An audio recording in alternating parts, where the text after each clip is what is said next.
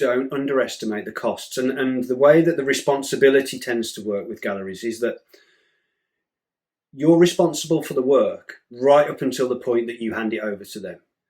And you bear all of the costs for that. So obviously you make the work, the materials, but you're also responsible for packaging it and delivering it. A cost that always surprised me. And that's part of the job. And some artists, I know, they're amazing artists, but they don't realise that that's part of the job. And if you do that part of the job properly, it really helps the gallery. And if you really help the gallery, then there's a good chance that they'll want to work with you again. So it's worth doing that job properly.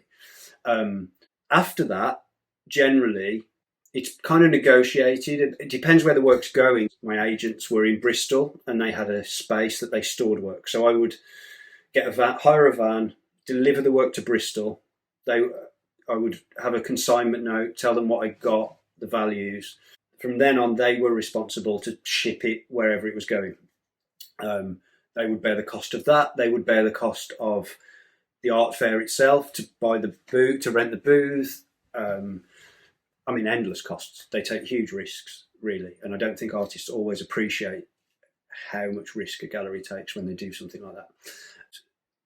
Most of my work wasn't £10,000. My work sat around £3,500 to £5,000, and I would send 4 or 5 pieces to an art fair. I'd usually sell 1 or 2, but if you sell 1 at £3,500, by the time you do the maths on that, you haven't really made much money, if anything. And it's important to be aware of that.